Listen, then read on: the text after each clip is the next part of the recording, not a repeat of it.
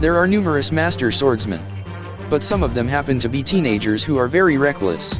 Like Link, the hero of the wind, and ASTA, the anti-magic knight.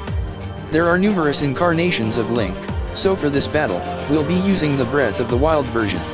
This will also feature the pre-times of ASTA. Which swordsman will win this duel? Find out today, and see who'll survive in the arena of death. In the land of Hyrule there is a legend. 3 beings, each representing a goddess, destined to be reincarnated and battle forever. The wise princess, the powerful monster, and the courageous hero, Link. This most recent incarnation of Link descends from a long line of knights, so even before he knew his destiny he was training. This means Link has had quite a lot of training in combat and horsemanship. Eventually, Link drew the Master Sword, the sword that would seal the darkness, revealing that Link was the reincarnation of the hero. Due to Link being a knight and the fabled hero of legend, he became the personal knight and guard for Princess Zelda. He also became the Hylian champion.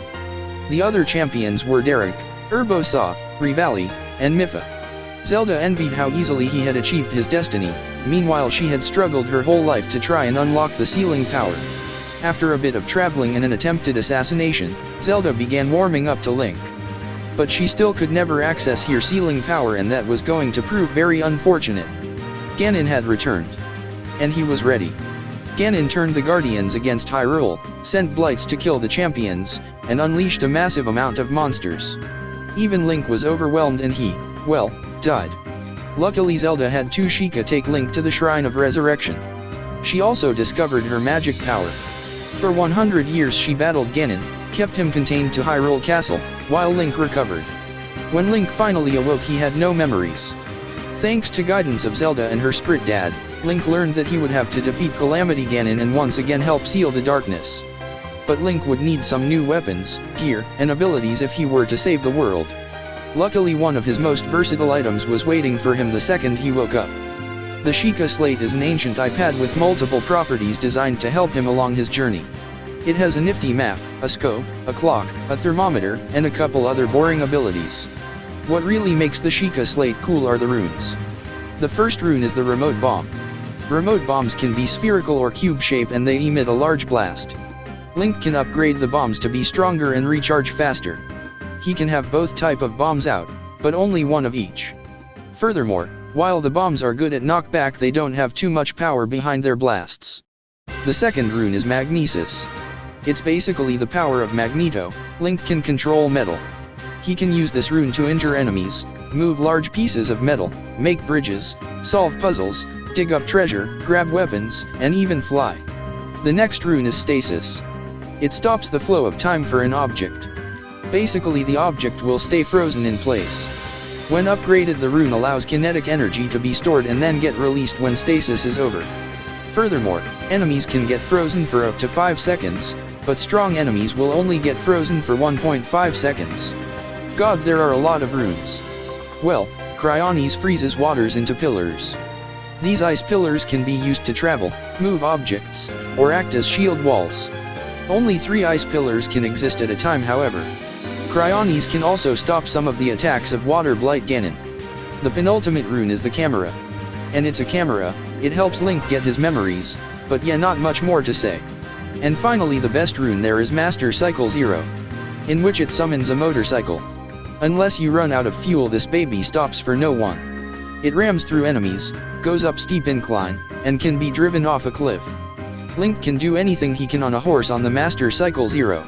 Link has a lot of weapons, swords, spears, clubs, maces, hammers, magic rods, bows, axes, boomerangs, severed arms, cleaves, a mop, and the list goes on. Despite all of that, Link isn't perfect. Everything Link does has a limit. His weapons all have limits and will break. His champion's power? All have time limits. When he performs excruciating tasks he drains his limited stamina. Furthermore, Link has amnesia so he doesn't remember his formal training. All of his combat knowledge comes from instincts and experience. Overall, Link is a proud warrior with a wide arsenal of weapons and gear. However, they can easily break, and he has limited stamina. Enough of Zelda, let's move on to Black Clover. Asta was abandoned by his mother at a young age at the door of an orphanage along with his best friend and self-proclaimed rival, Yuno. Asta from a young age was looked down upon for being a commoner, so to prove himself to all the non-believers he wants to be the Magic Emperor, or as the dub calls it, the Wizard King. Asta does lack one thing that puts him in the running for the Wizard King. And it's kind of, well, the main function of the world of Black Clover. He was born without the ability to use magic. So how's he gonna be the Wizard King without something as basic as magic? Well, when his rival Yuno was being attacked for having a 4-leaf clover grimoire, one of the rarest of all grimoires that can be obtained, Asta stepped in and unlocked his own grimoire, the 5-leaf clover grimoire.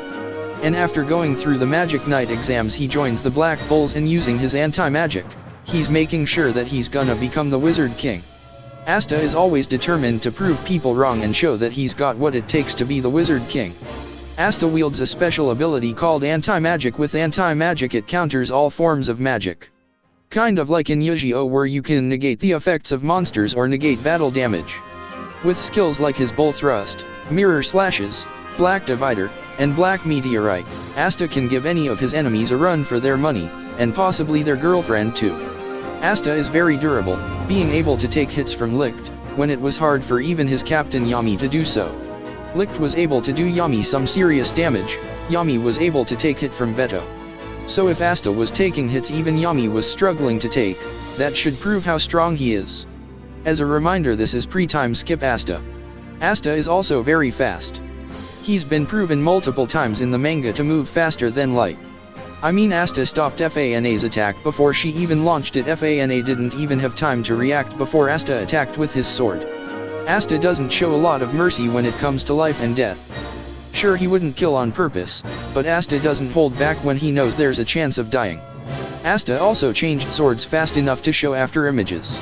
Asta also has the ability to use a few different swords, like the anti-magic swords, Demon Dweller swords, Demon Slayer swords, and the Demon Slasher katana. All these blades give Asta different abilities, such as the Demon Dweller letting him use Black Slash. But when Asta is pushed to his limit and has no other choice, he transforms into his special forms. Basically, Asta has a demon in his sword called Liba. Liba gives Asta the ability to even use all these anti-magic abilities to begin with, so when the two are in sync and working together. Even before Asta knew he had Liba, he would transform into Black Asta. Since both Asta and Liba are working together, Asta gets amplified strength, durability, and even speed are all amplified a ton. Black Asta was fighting the likes of Licht, who at that point was the strongest villain in the show, and actually holding his own, battling him. Keep in mind, he did have a lot of help from Yuno and the other Magic Knights, but Asta was landing critical blows, giving the others time to get in here attacks. Evil Union Asta gives Asta the ability to utilize any magic attack that came his way, making some great defenses for himself. These forms are strong, but they have some pretty bad downsides. First off, Asta can only use his black form 3 times a day. And they only last for around 50 seconds each after he made a deal with Liba, and even then, that form puts a lot of strain on his body. Asta is completely reckless, often hurting himself because he didn't think it through enough. Still, at the end of the day, Asta is an amazing character, and maybe if he stopped screaming so much, people would realize that more often. Overall, Asta is a magic knight with killer demonic forms. He is able to move faster than Eyesight, but he is extremely reckless.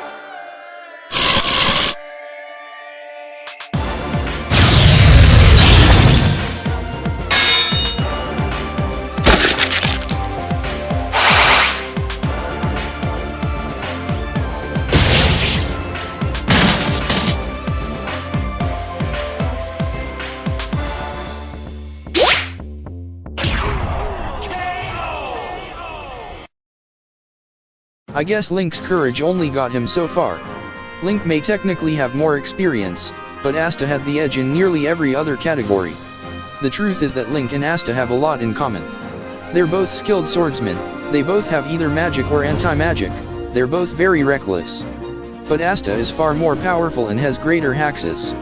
For example, Asta is able to deflect any of Link's magic attacks, he can sense Link, and reflect tons of his attacks back at him. Link is capable of dodging light speed attacks, but he's never actually traveled at that speed, while Asta has shown that he can. It also doesn't help that Asta could develop new techniques and quickly adapt to his opponents. Not to mention Asta is 2 times stronger. So these two may be similar in certain ways, but Asta was too strong, too fast, and far better equipped for Link to handle. Link tried force, but it looks like Asta caused him to black out. The winner is Asta.